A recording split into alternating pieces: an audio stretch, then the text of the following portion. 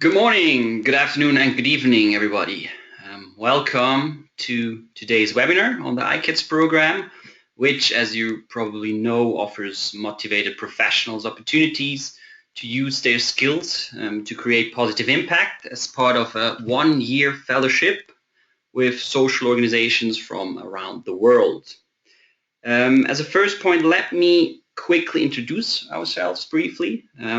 With me here in LGT Venture Philanthropy's head office in Zurich is Tom Kagerer, our head of impact, talent and operations.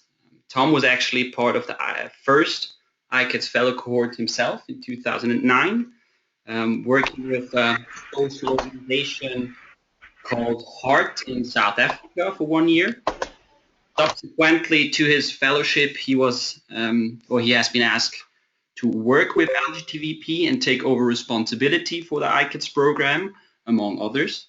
And so I think it's fair to say that the ICats program in its current size and shape is mainly an outcome of Tom's invaluable efforts and great work over the past 5-6 years. So yeah, my name is Marc Moser. Hello everybody. I joined LGTVP about 1.5 years ago. Besides other tasks within LGTVP, I'm managing more the operational side of the ICats program. And while Tom and myself make up the ICats program team in a strict sense, we would not be able, of course, to do all of this without the everyday support from our office management here in Zurich in particular, but also from all our other colleagues, investment managers from all the regions, etc. So I would also like to quickly introduce to you David Haven, joining us from either from India or from Kenya, I'm not even sure. David just finished his ICats Fellowship a while ago and will give us a first-hand account of his fellowship experience. He will introduce himself in more detail later, I assume. Thanks a lot, David, for joining us. I hope you're on the call, or not yet, or will joining shortly. Good. So what's on the agenda today for this webinar? In the first part, Tom will give us an introduction, an overview of the ICats program for about 15 to 20 minutes. In the second part, David will then take over to talk about his fellowship for about 15 minutes. And finally, we will have time for answering all the questions you might have at this stage. Please submit your questions by using the chat function in the GoToMeeting client you have logged into this webinar, and we will make sure to answer all your questions then later on. All right, please, Tom, you want to take it from here? Yeah.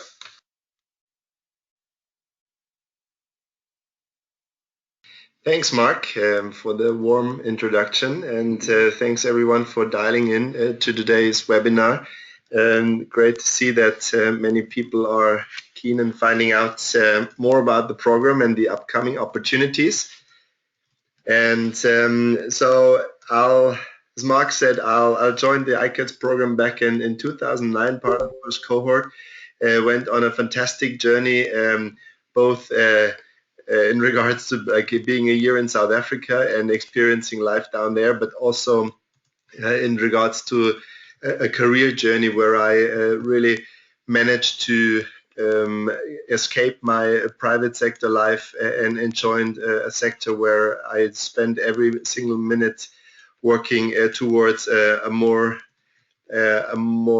sustainable and positive future, and that's very fulfilling. And I hope that through the ICats program we can provide these opportunities to you too, and I hope that we can answer your questions that are on your mind, and hope that we can receive your applications later in the week. So I'm starting in a second.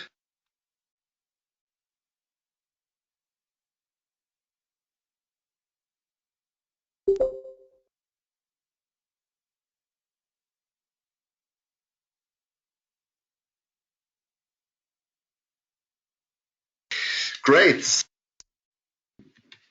Let's start for For the ones of you that are not familiar with LGBT Venture Philanthropy, a quick overview of what we're doing. Our mission is to improve the quality of life of less advantaged people, and we do this by supporting young and strongly growing social organizations, can be for-profit, can be a non-profit, to grow their impact, to scale their impact. So an example would be that you might have heard from a private school chain in Kenya called Bridge International Academies. We engaged with them back in 2010 when they had like 1 or 2 schools, like pilot schools in operation, and we then decided to engage with Bridge International Academies and help them with an equity investment and the sending of an ICats Fellow to grow their organization, and by that growing their impact. So in this example, the scale was tremendous. I think they scaled to now over 400, 500 schools in the last 5 years, enrolling 120,000 kids every year in their schools and providing above public school quality education in Kenya for the poorest of the poor. So that's in principle what we're all about. And we want to help these organizations with financial capital, with knowledge, with access to expertise, and access to networks that we have. It could be for funding, it could be for additional expertise, it could be to get right talents in. And so that's the support package that LGBT Venture Philanthropy provides to its investees. So we have supported 51 organizations around the globe. So we're active in South America, in East and Southern Africa, in India, Southeast Asia, China, and the UK. There is a small team here in Zurich where the organization was founded back in 2007. Founded by the princely family of Liechtenstein as part of their engagement for society. We started the team here with 2 or 3 people and now grown to over 30 people that are located around the world, closely to where we invest, closely to the investees, and also closely to the people that we want to address or want to help with the solutions that we support. We do this in different sectors: education, agriculture, health, energy, and digital models, ICT. And yeah, that's about it. Currently reaching about 3 to 4 million people per year through the solutions that we support, and that's something that we are proud of, that we help these organizations to grow, as you can see in this next slide. And it's very rewarding, and we hope that we contribute to a way of investing that respects nature and that it respects people, and is contributing to a more equal society in the future. On the next slide, you get just a visual presentation of our footprint. So the 51 organizations, or a bit less, because that's the ones that are currently in our portfolio, which is I think 34. But you see, get an idea of the footprint of our investment activities. Here's a list of all our portfolio organizations that you can also find, by the way, when you visit our website in the portfolio section, and read more about the organizations if you want to find out about these potential hosts of fellowships.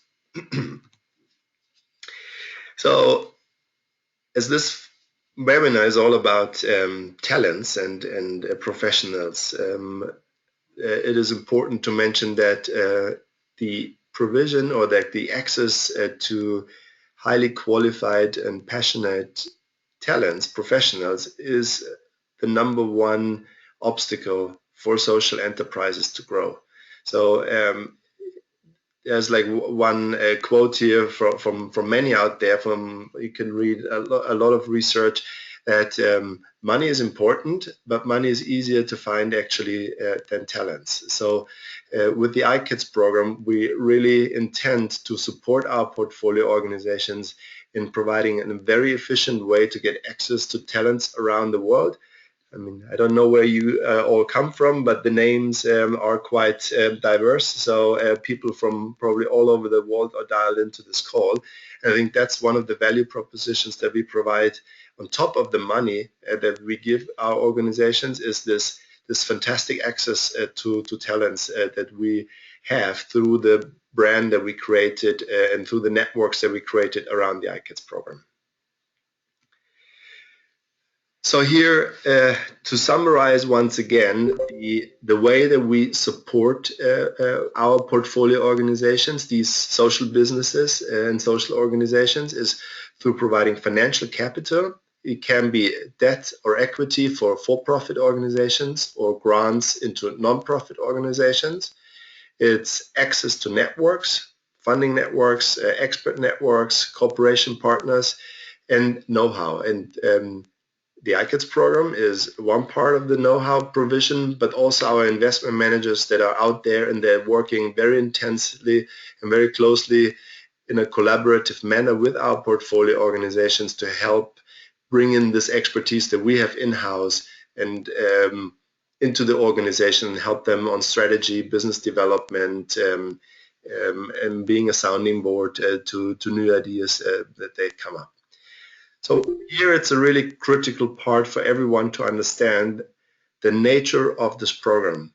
So we are not a volunteer program, or we are not just like a matchmaking platform. All the people that participate in the ICats program become an integral part of our investment support to our investees.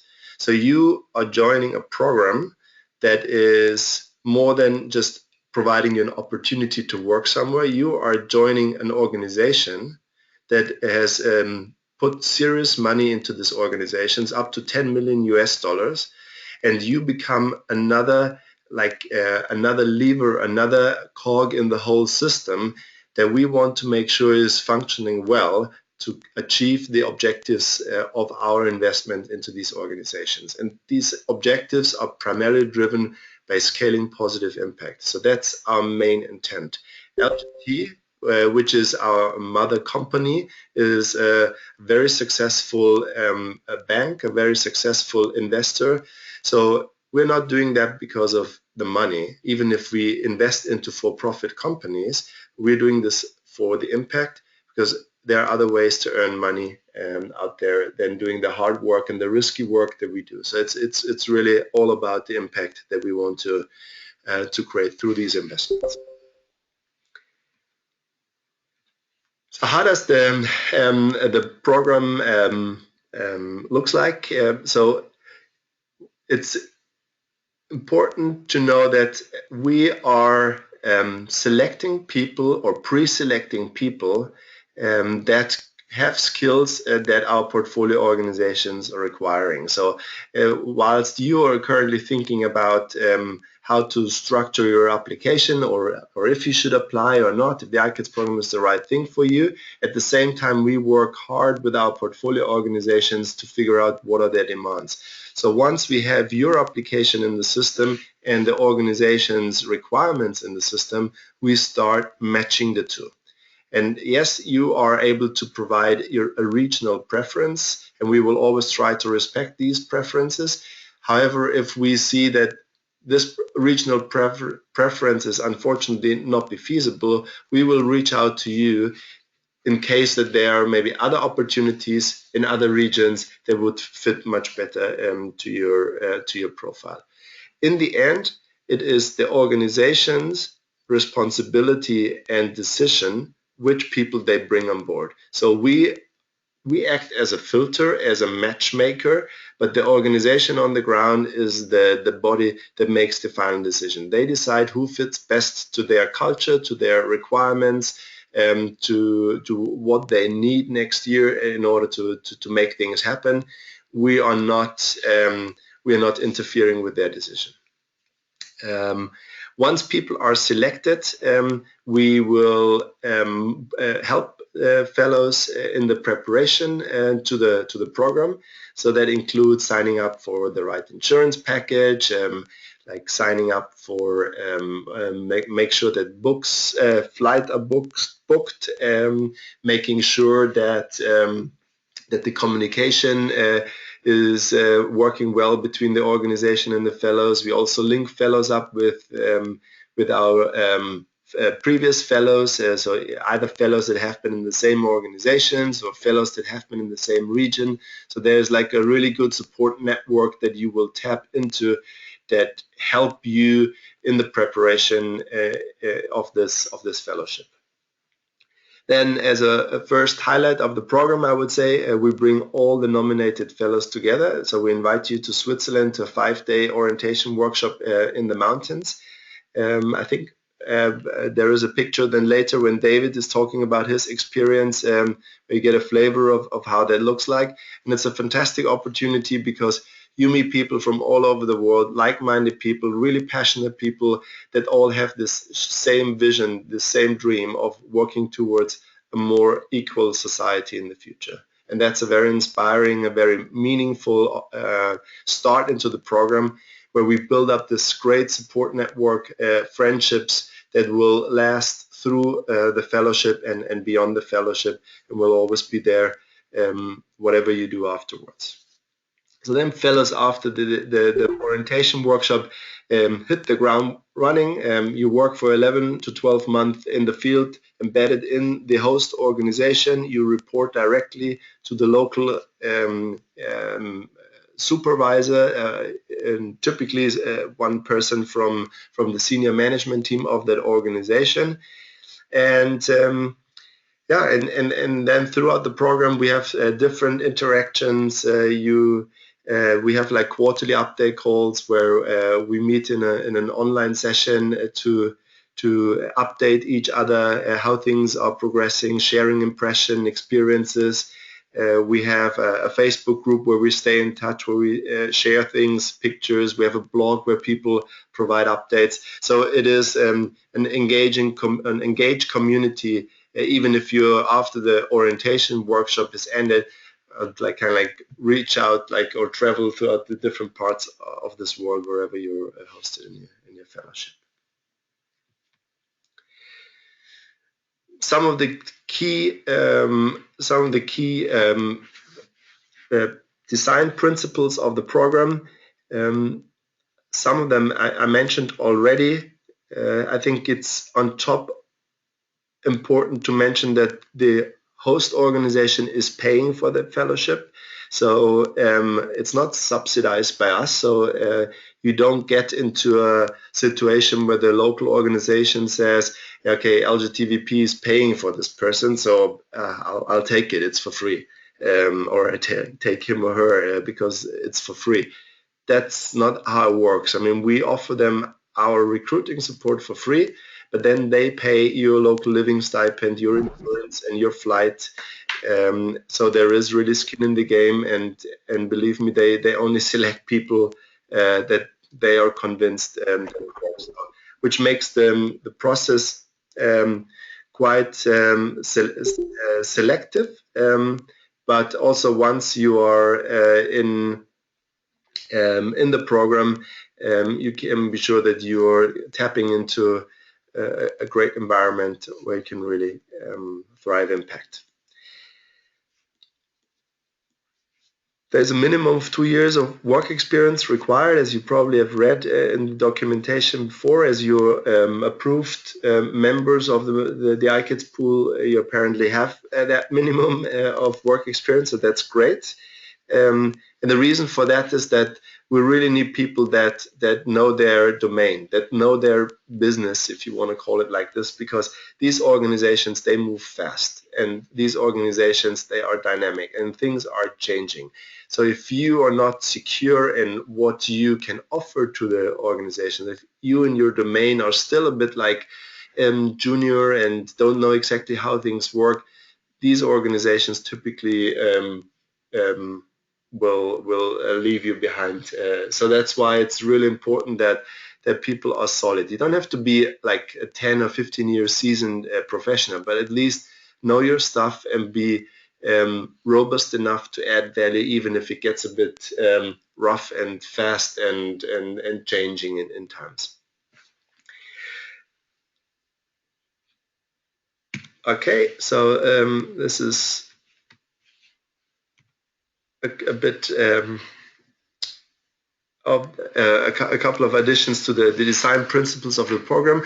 I mean, your role as an ICAT is really to work on the ground to support the local management team to build up capacity. So if you're a marketing expert, you typically help organizations to refine the USP, to work on the marketing material, to make it more targeted towards the clients that you're talking to.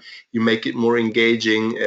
So these things will be typical marketing activities. Obviously, also depends a bit on how advanced the organization is. Also come up with a marketing strategy, like what are the best channels to reach your target group, what's good channels, how to increase your networks, etc. So that will be a typical example of how a marketing expert will work with the organization, and it's the ultimate goal that when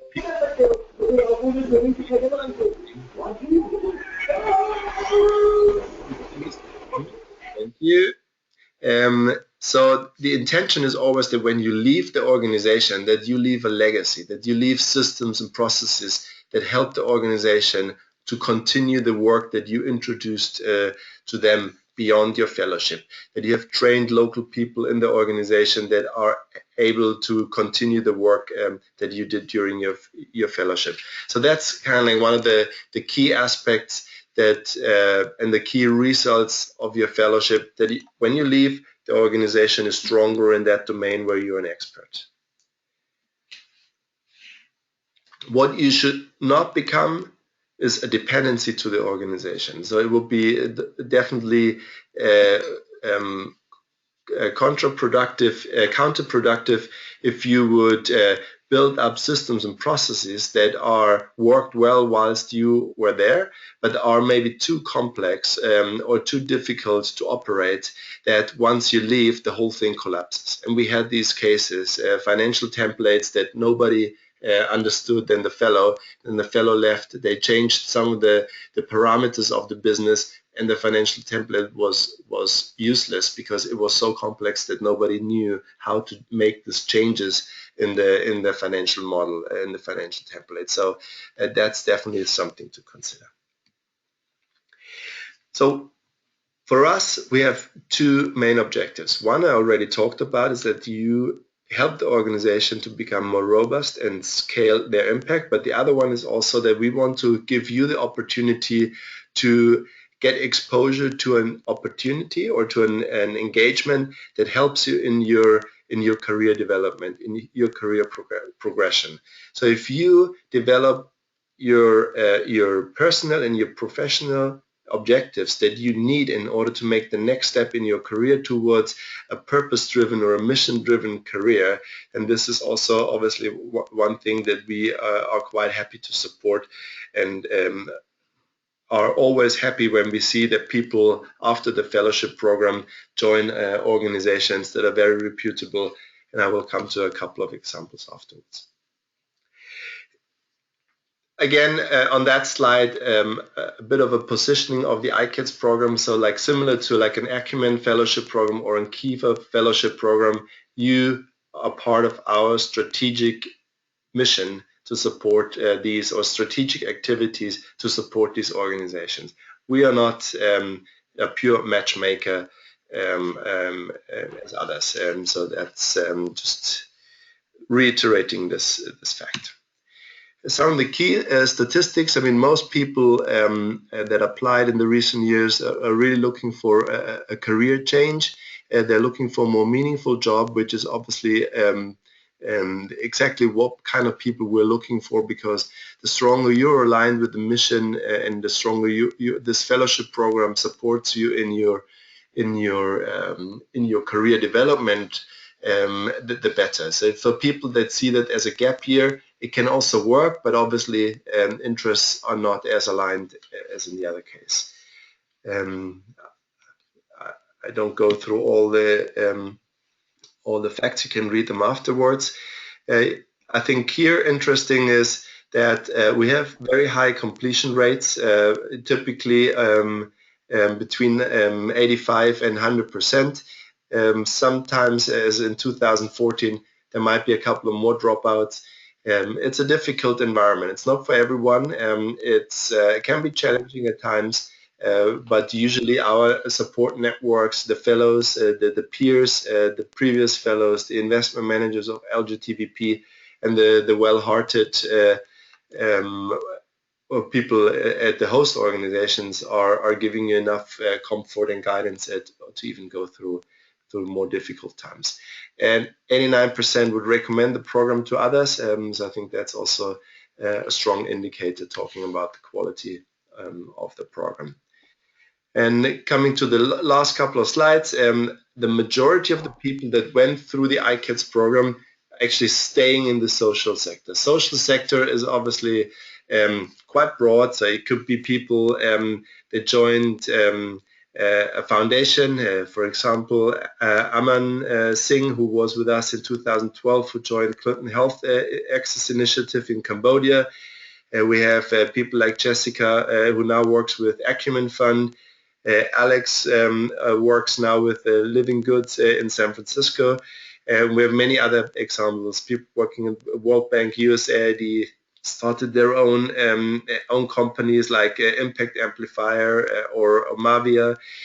So really different roots, but all very strong aligned again to this mission to improve quality of life and create a more equal and sustainable future, which is a strong message, I think, to all of you that are interested.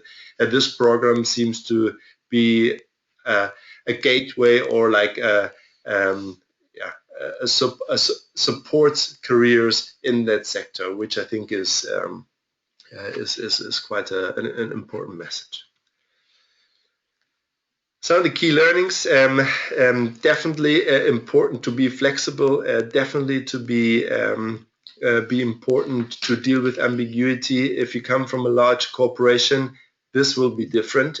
Not everything is defined. It's not everything outlined in clear processes. Sometimes the responsibilities are not clearly defined. Sometimes things are changing very quickly.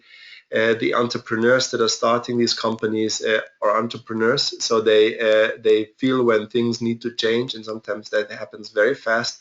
So don't get frustrated about that, because that's just the nature of these young and strongly growing companies. But the dynamic can be fascinating at the same time. You just have to be sure that you're not that you not only feel comfortable in a pure corporate environment. And a second thing that I would like to mention is building up relationships. I mean, without personal relationships, it won't work. So if you are someone who prefers to sit in the dark room and creates solutions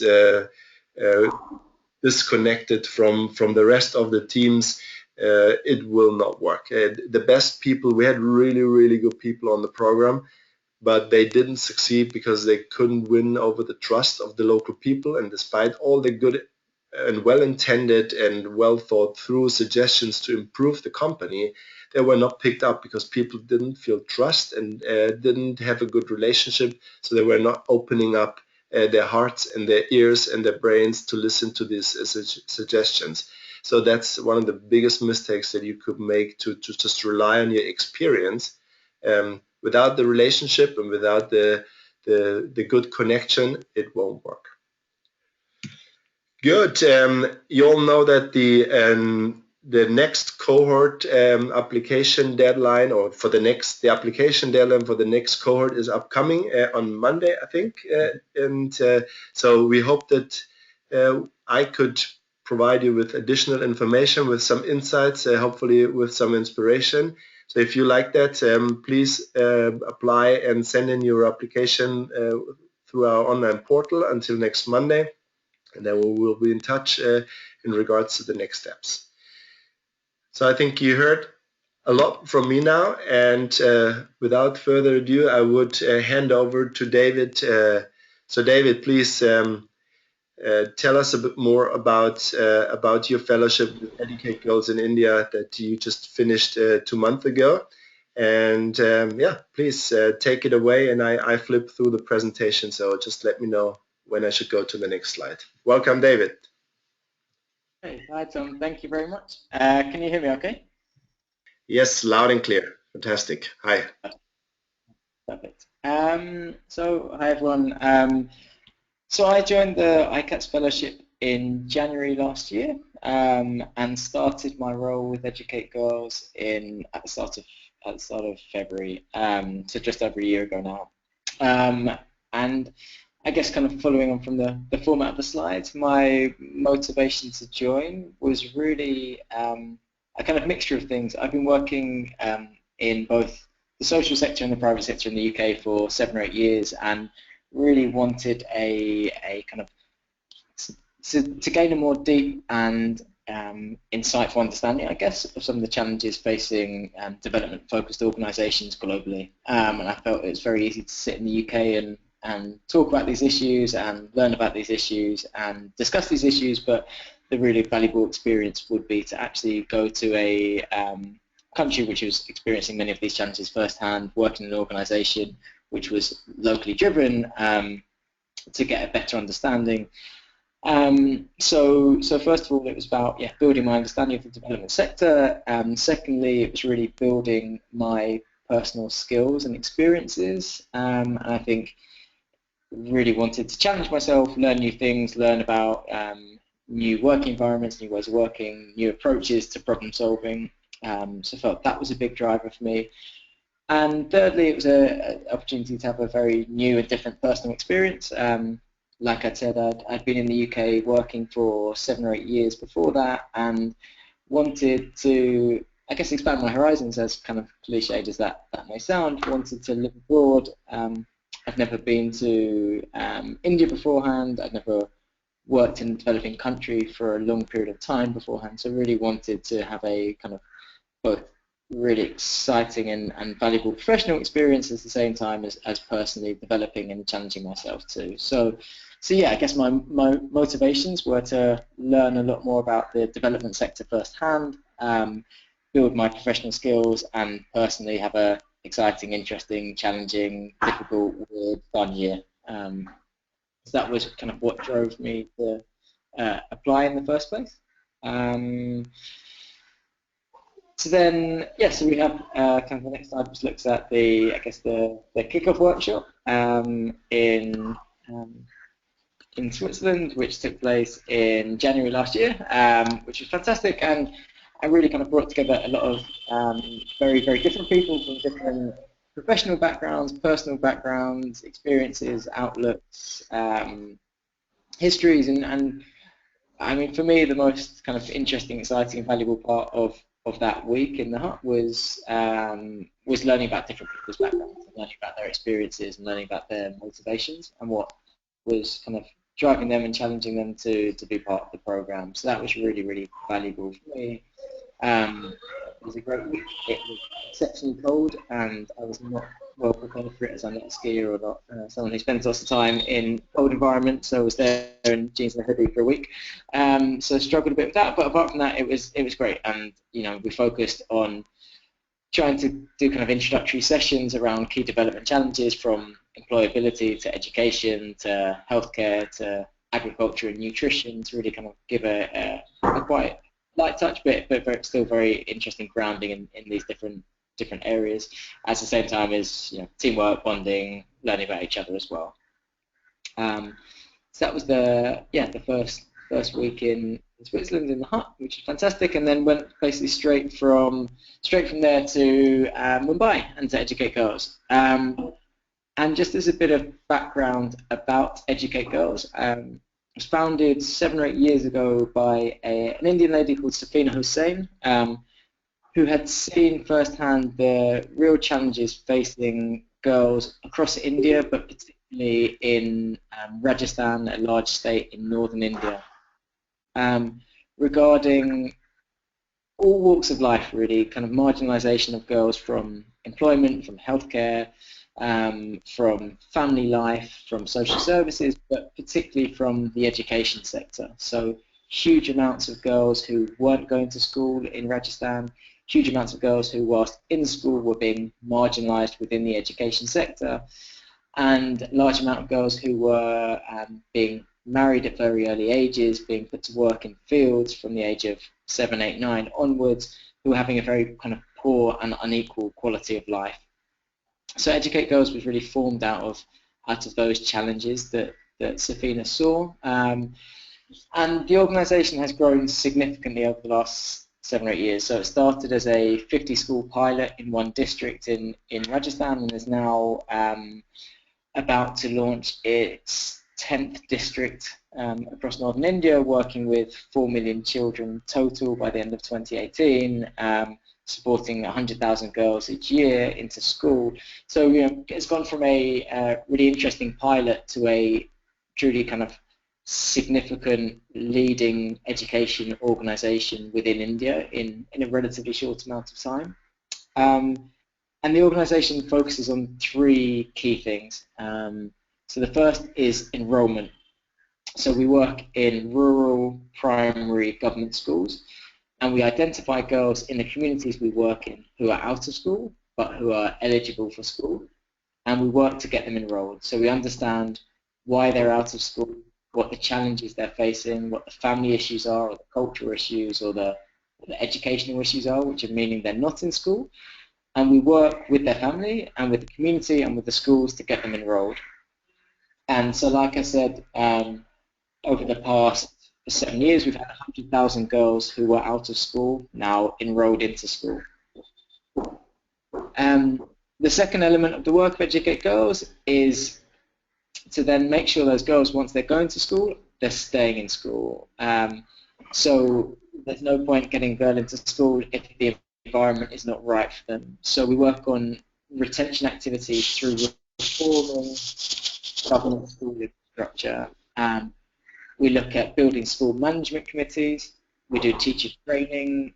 We help support schools build up their infrastructure, so accessing funds to build girls' toilets, to make sure there's a boundary rule in place, to make sure midday meal programs are being provided. So we help build the infrastructure, which means that a girl will be more likely to stay in school as well, and we hold schools and communities to account for that. And then finally, we focus on learning levels. So once we've got girls into school and they're staying in school, we want to make sure they're actually thriving in school and they're doing well in school. So we work with other NGOs in India to develop new curriculum, new learning techniques, which can support girls to actually, girls and boys as well, actually to kind of thrive in school. So we provide creative learning kits. Again, we do teacher training, and we provide in-school support through volunteers who can actually help girls and boys to learn more effectively whilst they're in the classroom. So that's a quick kind of overview of what Educate Girls does. And my role really within the organisation has been to help work on their growth and expansion strategy. So as of really when I joined, there was significant funding in the pipeline to enable us as an organisation to effectively double in size in a 3-year period. So we've got significant funding, which has enabled us to go out of Rajasthan for the first time, launch in new states and new districts across northern India, and really, really expand our activities to like I was saying, to double the impact. And my role focused on kind of 3 things. Firstly, helping identify which locations would be most suitable for Educate Girls to move into. Secondly, developing a kind of toolkit or approach which helped govern how we would grow and expand and move into new locations in a kind of basically trying to codify our existing approach and do it in a consistent and efficient manner. And thirdly, oversee the initial setup of new district offices, the recruitment of staff, and the kind of development of project plans, which would help get those new districts off the ground as and when we launch there. So they were the three things my role really focused on over the last year. I guess during the time, what we've seen is got some significant funding, which has enabled us to deliver on those plans, which has been very exciting. We've launched in 3 new districts as of kind of December last year. The first one outside of Rajasthan as well. We've got a strategy approved by the board, which will take us into 2 further states and another 6 districts, 3 each year for the next 2 years. And the potential for us to support an additional 125,000 girls into school during that period. So that was really kind of a quick summary of my my focus, and I guess what my role has evolved into now is starting to look at international opportunities for the organisation. So alongside growing domestically, we also are committed to expanding internationally. We don't quite know what that means yet. So we know we've got really valuable experiences, resources, tools, approaches, and we know that there are comparable challenges globally in terms of girls' education. So what the international work is focusing on is understanding what our global strategy is for how we can influence girls' education positively around the world. And so we're kind of working on 2 things. One, what is our strategy? So what do we think is the best way of achieving impact at scale globally? And it probably won't be doing direct delivery like we've done in India, but through partnership or through advocacy or through campaigning or through social franchising, for example. So identifying that strategy and then setting up a pilot program in Kenya, which will be our first international pilot, working in partnership with an organisation there, so getting that pilot program off the ground as well. So they're the kind of 2 main priorities for me for the next 6 months or so with Educate Girls.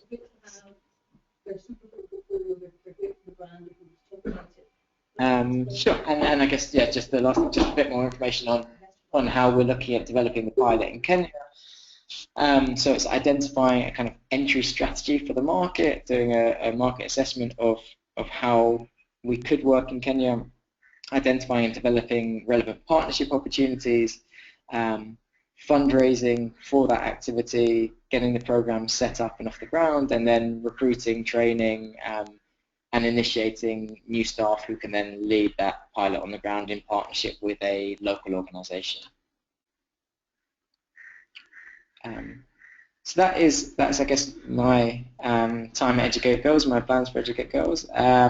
Overall India experience, as you can see from the picture, is very colourful. It's been great. I've absolutely loved India. Hasn't been without its challenges, kind of professionally or personally, but it's been kind of exactly what I wanted, which was a challenge, you know.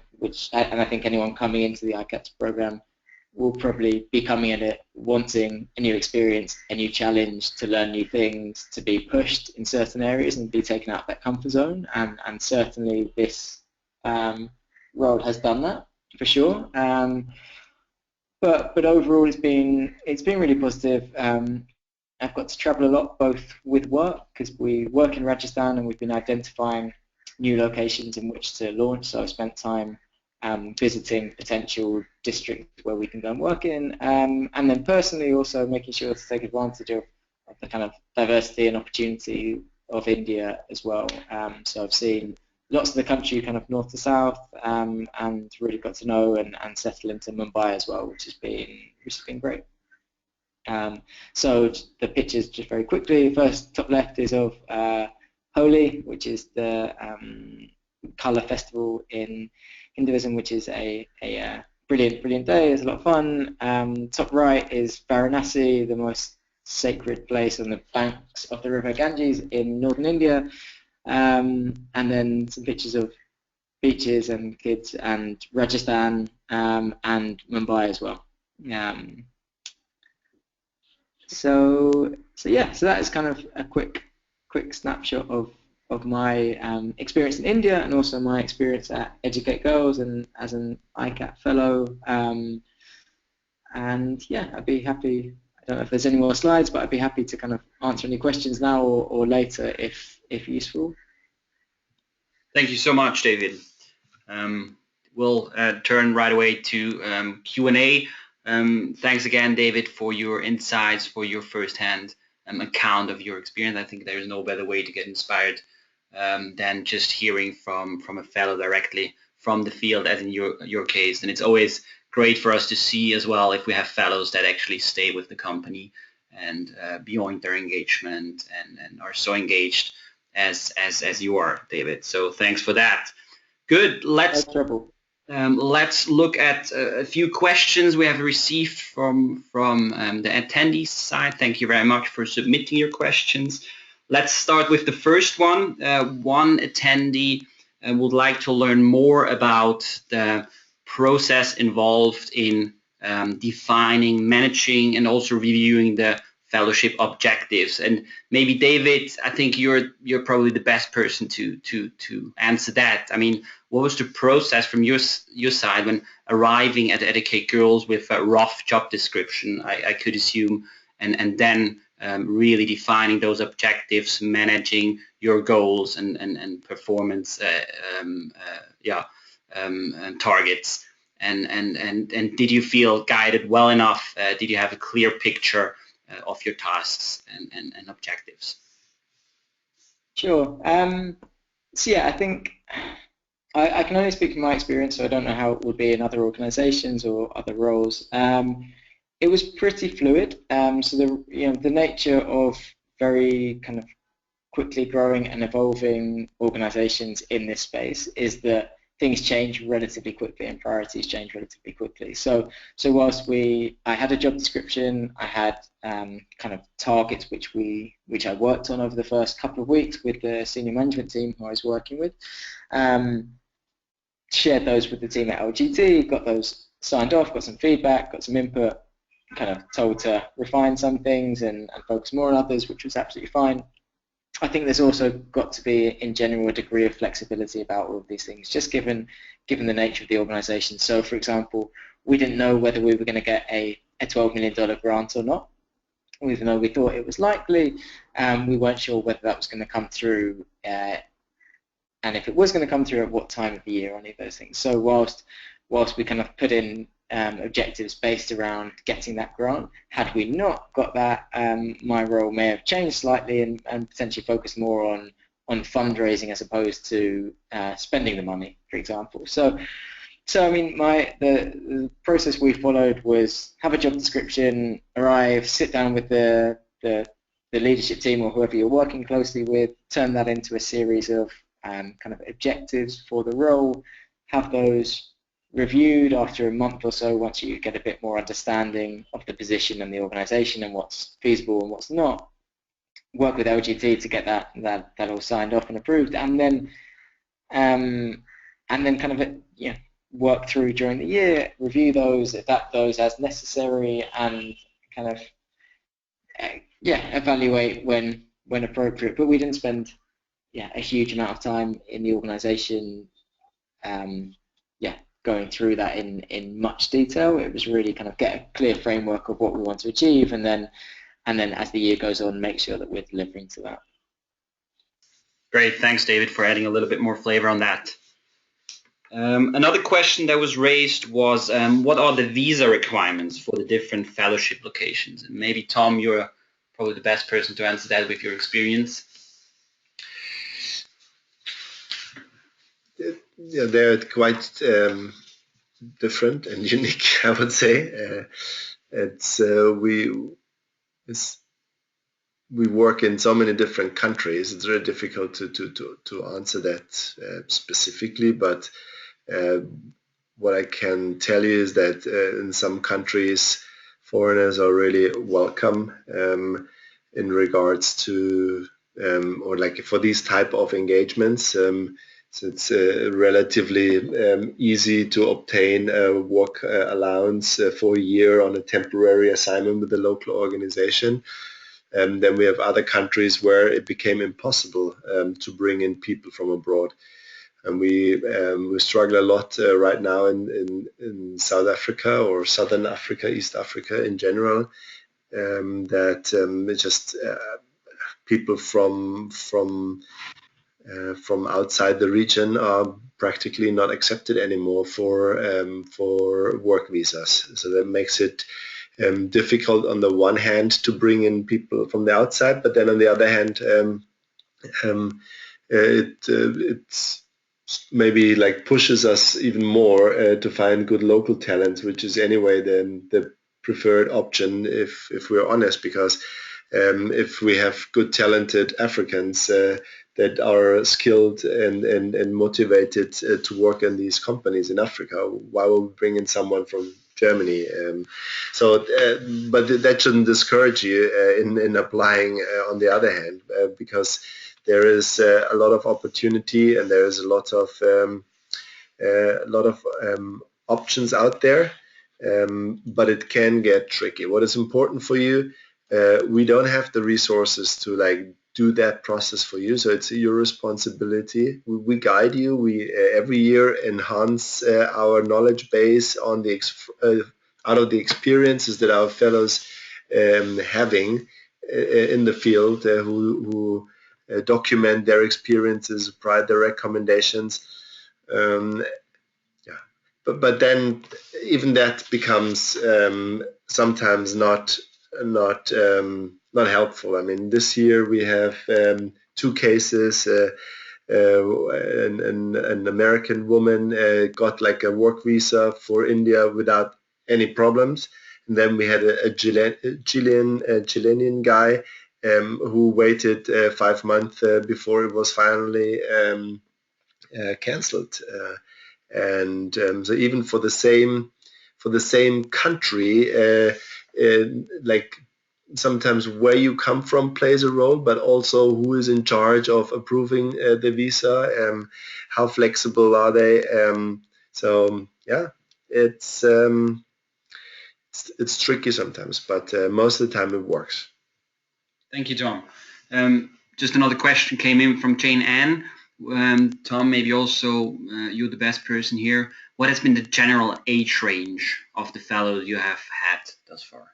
What would you say? I think we even have it in the statistics. Yeah, this presentation. The average age of fellows is, I think, somewhere around 31 or 32. Probably the youngest fellow was maybe 25, someone who like studied early and finished a degree early, and then worked, and then was with 25 years already ready to join. I think the oldest one was 58. Okay. But in general, like in their early 30s. Great, thanks, Tom. Maybe a final question. I think most of the attendees are interested in that. What are the concrete open fellowship opportunities as part of this intake or in this round of the ICats Fellowship? And I would address this question myself quickly. While, as Tom mentioned, on the one hand, we are currently receiving actually the talent needs from our portfolio organizations, and some came in, some are still coming in probably over the next few weeks. We do have a few concrete opportunities, and I would just like to give you a few examples. For example, in East Africa, we are looking for a marketing manager, an accountant, a logistic manager, and a business analyst for an organization that is operating in the coffee business. In India, we are looking for a marketing manager, an IT manager, a data and impact associate, and also a business analyst for two of our organizations in the education space. And in Brazil, for example, we're looking for a data scientist working with a company of ours in the healthcare sector. So that's just a few examples. We've received the question if there are any opportunities in the energy space. And when you look at our portfolio, yes, we do have portfolio organizations that are active in the energy space.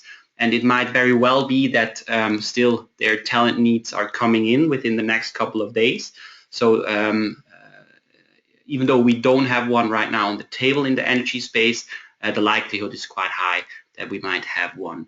Also for profiles such as engineers, there is probably an opportunity or two coming up still. Good. Maybe Tom, you would like to add maybe something? I would like to add here, for the ones of you that are out there and looking for a specific assignment in a country or in a sector to build on a career that you already started in a specific space, I totally understand that it's important for you to stay in a sector or to stay in a country. There might also be other reasons why you're keen on um, on a specific country. For the ones of you who are now in a similar position than I was back in 2008 when I started to think about joining the ICats program, and in the situation where you feel that after a good amount of time in another space, in my case working for BMW, so a private sector automotive company, that it's time for you to do something different. And if you maybe reached out to a couple of organizations and you applied and you didn't get even a response because due to your lack of track record in the sector, in the space, people don't even bother like talking to you or inviting you for interviews. If you're in that situation and you're taking, or if you're interested in taking the right opportunity to get exposure to the space, and if you are interested to really like see that as an entry gateway into a new career, or a career in that is more mission aligned with yourself, then I would highly recommend you to don't be too restrictive on where you work, what organization you work, because in the end, just getting experience on the ground will be extremely valuable. And if you're too narrow in what you want to do, you might miss out on that opportunity. So if you say, I only want to work in South America or in Africa, you might make it less likely that you will be nominated, and that of course means that you don't have the opportunity to get this exposure, to get this experience, which in my case was a clear catalyst to a career in that sector. Without that 1 year, I would have not had the opportunity to join LGT, or without these opportunities, many out there who now work for great companies would have not been able to get into that job. So I think the ICats program gives you a great opportunity, and don't be too restrictive on how that can look like or what it should look like. Be open, be flexible, take this opportunity, get this experience, and I think something good will happen afterwards. That will be my recommendation in regards to that question. Thank you, Tom. I think that's a great final statement as well. And looking at the clock, we have reached 60 minutes.